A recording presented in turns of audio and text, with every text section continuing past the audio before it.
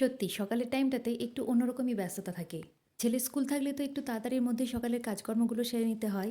তবে স্কুল না থাকলেই ধীরে সুস্থেই কাজ হয়। সত্যি কথা বলতে ছেলের স্কুল থাকলে কোন কাজটা ছেড়ে কোন কাজটা যে করব তাড়াতাড়ি করে নিজে ভেবেই উঠতেই পারি না। আমার সকালটা যে কিভাবে কাটে সেটা একমাত্র আমিই জানি। কিন্তু আবার সকাল টাইমটাতে বাড়ির একজনের সঙ্গে যদি না কথা বলা হয়, তখনও আবার সবাই রাগ দেখায়।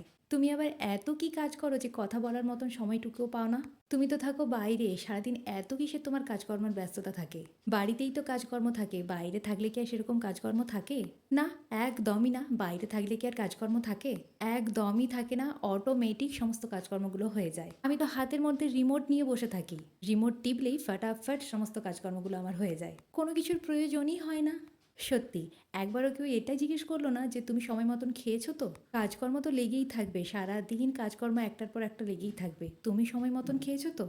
এই কথাটা একবারও কেউ বলবে না। সবার মুখে শুধু একটাই কথা, তুমি বাইরে থাকো, বাইরে কি আর সেরকম কোনো কাজ থাকে? না, একদমই থাকে না। আমি তো গায়ে হাওয়া লাগিয়ে উড়ে বেড়াই।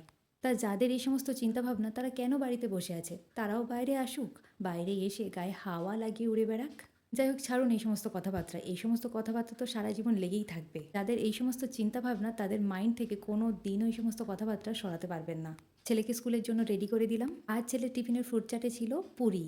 ছেলের টিফিনটাও প্যাক করে দিলাম। ছেলের টিফিনে দিলাম পুরি, আলু ভাজা আর ফ্রুটে ছিল অ্যাপেল। যাই হোক, ছেলে আমার কিন্তু ধীরে ধীরে বড় হচ্ছে। আগে জানেন তো, স্কুলে যাওয়ার টাইম হলেই বলতো আমি স্কুল যাব না। অনেক বায়না করতো, অনেক কান্নাকাটি করতো, স্কুলে যাব না। কিন্তু জানেন তো, ধীরে ধীরে স্কুল যেতে যেতে এখন আপাতত অনেক কিছু বুঝে গেছে।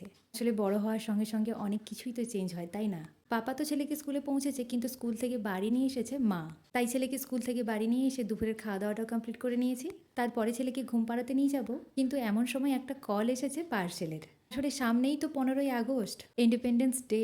তাই ছেলের জন্য একটা ড্রেস অর্ডার দিয়েছিলাম। ছেলের স্কুলে রয়েছে ইন্ডিপেন্ডেন্স ডে সেলিব্রেশন। এই হোয়াইট কালারের কুর্তা পাজামার এই স্যাশেটা অর্ডার দিয়েছিলাম, ওটাই এসেছে। কেমন লেগেছে অবশ্যই জানাবেন।